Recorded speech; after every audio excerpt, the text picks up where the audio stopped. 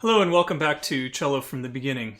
This is going to be a brief introductory lesson on our next song, which is called Schleifer number 18, or really it's just a Schleifer, which is a kind of a Bavarian traditional dance tune. And it's the 18th in a collection of traditional music collected by a fellow named H.N. Philip. So the music, as always, linked in the description. I'm going to go ahead and bring it up here so we can just talk about a few introductory matters. So let's notice, first of all, that our piece is in the time signature of 3/4. So hopefully you'll remember that means that we have 3 beats in each measure and the quarter note gets 1 beat.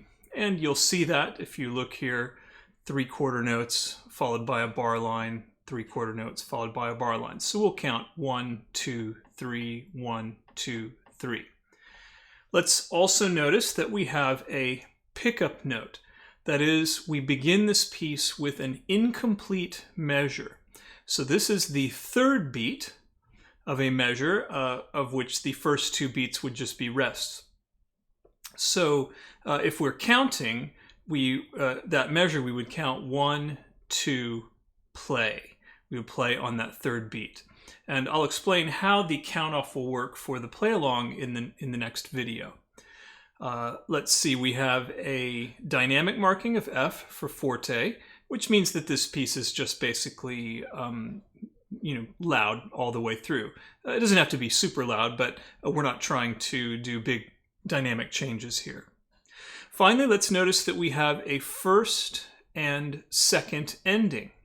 So we've had this before, but I'll just remind you, here's our forward repeat sign at the beginning. So we begin, the first time we count off 1, 2, we play on this 3rd beat.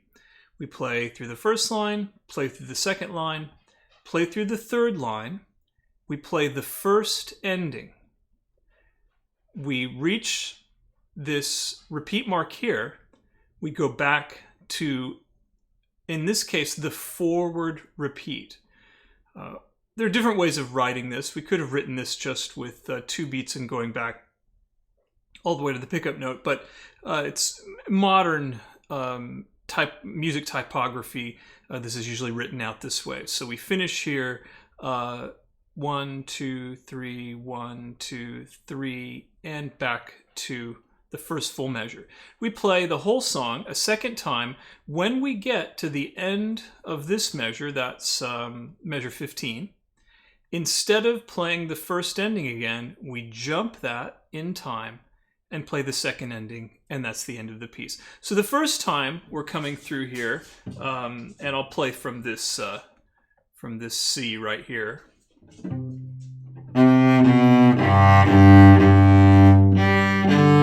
It just loops back. The second time, we just end. So we're in the key of G major. We have 1 sharp, the F sharp, so we'll be using our G major finger pattern.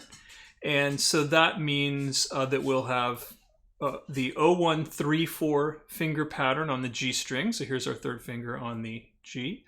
And then we would have 0134 on the D string, except that we never actually have any F sharps in this piece. We don't play the 3rd finger on the D string simply because there are none. We'll play the 1st finger and we'll play the 4th finger.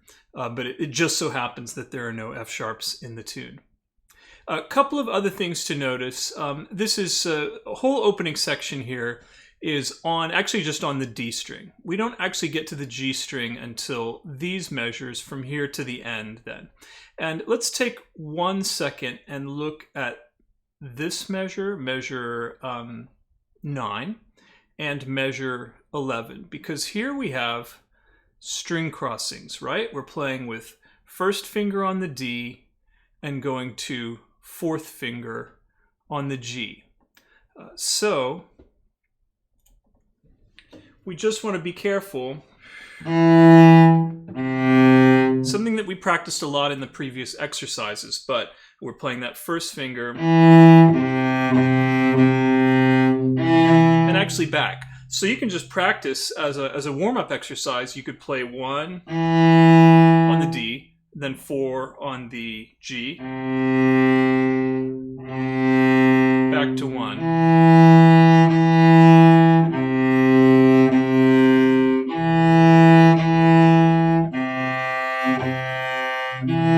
And you might notice there, if you were watching carefully, that I'm not lifting my first finger. I'm not going and moving all the fingers to the G string, because I'm going to come back to that first finger on the D, that E note. I'm going to leave it there. 1. So I've got 1 down on the D string. I'm going to put 2, 3, and 4 down on the G string. Lift 2, 3, and 4.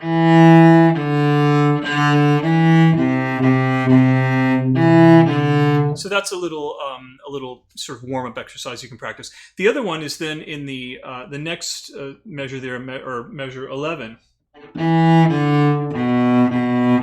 This time we're just going from the D, open D, to the third finger on the G, a B.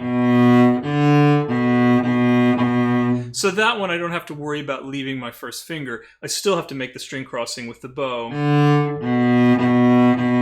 And back to the D. So you can practice that. Like play D, 3 on G, back to D.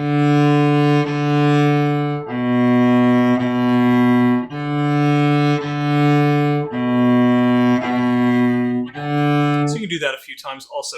And then finally in the next line, this is measure 13, or pick up to 13, we have. Now the only important thing that we want to worry about there is the open D to the fourth finger on the G string. And we can even practice that again. D, 4 on G, back to D, 4, D. So if you notice what we're actually doing, you might recognize from your previous exercises, is we're playing these are broken thirds. We have 1, 4, so we're skipping the note in between